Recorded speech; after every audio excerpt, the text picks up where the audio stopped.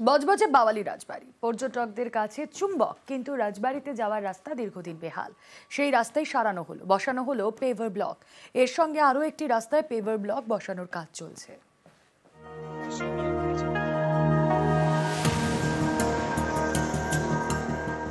ঝকঝকে রাস্তা, বসানো হয়েছে পেভার ব্লক। এই রাস্তা ধরে এবার সহজেই যাওয়া যাবে বাওয়ালি রাজবাড়ি। পুজোর আগে তৈরি হলো নতুন রাস্তা। দক্ষিণ 24 পরগনার বজবজ 2 নম্বর ব্লকে সাউথ বাওয়ালি 2 নম্বর গ্রাম পঞ্চায়েত। এখানকার ট্রেকার স্ট্যান্ড থেকে করণপাড়া পর্যন্ত প্রায় 1 কিলোমিটার রাস্তা।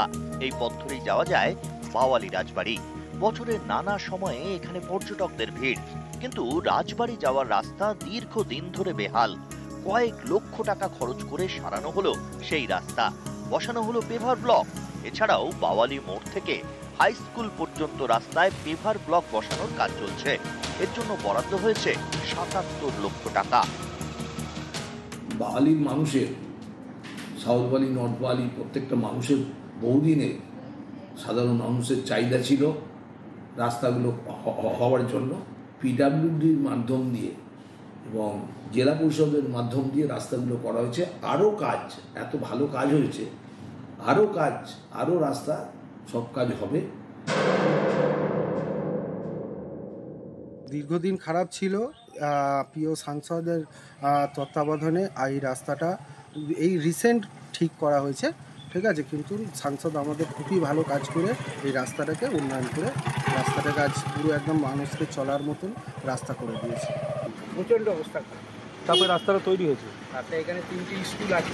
আচ্ছা আচ্ছা, তারপরে এই যে পেপার রাস্তা তৈরি হয়েছে, পিডব্লিউডি ইঞ্জিনিয়ার বড় আকারের কাজ। বজবজ থেকে সমীর মণ্ডল, নিউজ 18 বাংলা। মাস দুয়েক আগে বর্ষায় ভয়ঙ্কর শিলাবতী, জলের তোড়ে ভেঙে যায় কাঠের সেতু। তখন থেকেই দুপারের বাসিন্দাদের যোগাযোগ বিচ্ছিন্ন। আর এই সমস্যা মেটাতে নতুন কাঠের সেতু তৈরি করছে চন্দ্রকোনা 2 নম্বর ব্লক প্রশাসন। এর জন্য বরাদ্দ করা হয়েছে 15 লক্ষ টাকা।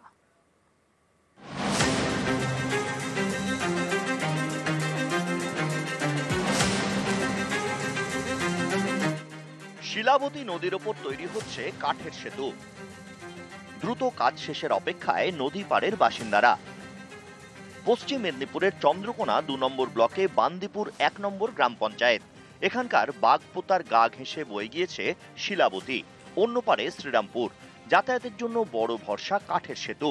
এই এলাকায় সবচেয়ে কাছে বাগপোতা হাই স্কুল, বড়বাজার ক্ষীরপাই। তাই নদীর অন্য পারে শ্রীরামপুর সহ আশপাশের বেশ কয়েকটি গ্রামের বাসিন্দাদের প্রতিদিন কাঠের সেতু পারাপার করতেই হয়। মাস দুয়েক আগে এ পথেই বিপত্তি। প্রবল বর্ষায় তখন শিলাবতী ফুঁসছে, জলের তোড়ে ভেঙে যায় কাঠের সেতু। দুপারের মধ্যে যোগাযোগ বিচ্ছিন্ন হয়ে যায়। সমস্যায় পড়ে বাগপোতা হাই স্কুলের পড়ুয়ারা। এরই মধ্যে চলে ঝুঁকির নদী পারাপার। এই সমস্যা মেটাতে উদ্যোগ নেয় চন্দ্রকোনা 2 নম্বর ব্লক প্রশাসন। সেই মতো নতুন কাঠের সেতু তৈরির কাজ শুরু হয়েছে। বরাদ্দ করা হয়েছে 15 লক্ষ টাকা। সমস্যা গোটাটাই, ওপারের লোক এদিকে চাষবাস হয়, তারা আসতে পারেনি, স্কুলের পড়ুয়ারা আসতে পারেনি, আমরা তো বেরোতেই পারিনি। ছোট ডিঙি করে কোনো রকমে যাতায়াত হতো, যাতায়াতে প্রচুর সমস্যা। এখন এই কাজ শুরু হয়েছে, বিডিও সাহেবের উদ্যোগে কাজ শুরু হয়েছে। গ্রামের মানুষ খুবই খুশি, আমরা অত্যন্ত খুশি। কাজ চলছে, আজ 10-12 দিন হচ্ছে কাজ চলছে। প্রথম বন্যায় 20 জুন হবে সম্ভবত, 20 জুনের বন্যাতে ওটা ভেঙে গেছিলো। তারপর থেকে ওই প্রান্তের ছেলেমেয়েদের মানে পুরো বিচ্ছিন্ন হওয়ার কারণে তারা আসতে পারেনি। তারা একাডেমিক্যালি বেশ সাফার করেছে। এমতো অবস্থায় বিডিও সাহেব আমাদেরকে কথা দিয়েছিলেন যে তিনি ব্রিজটা যত তাড়াতাড়ি পারবেন রিপেয়ার করে দেবেন, যাতে স্কুলের বাচ্চাদের কোনো অসুবিধে না হয়। এটা শুরু হয়েছে, আমরা খুব অত্যন্ত খুশি।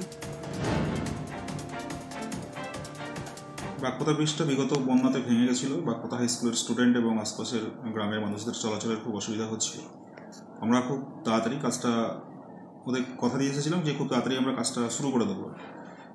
টেন্ডার করেছি, টেন্ডার করে কাজ শুরু হয়ে গেছে। আশা করা যায় 15 থেকে 20 দিনের মধ্যে আমরা ব্রিজটা কমপ্লিট করে দিতে পারবো, যাতে করে বাগপোতা হাই স্কুলের স্টুডেন্ট এবং আশেপাশের মানুষদের চলাচলের সুবিধা। ব্রিজটা একদম নতুন করে আমরা তৈরি করছি চন্দ্রকোনা 2 পঞ্চায়েত সমিতিতে। চন্দ্রকোনা থেকে সুকান্ত চক্রবর্তী, নিউজ 18 বাংলা। নিম্নচাপের জের, জেলায় জেলায় বৃষ্টি, ঘাটালের মনসুকায় চাষের জমিতে জল, মাঠেই নষ্ট পাট, কৃষকদের মাথায় হাত।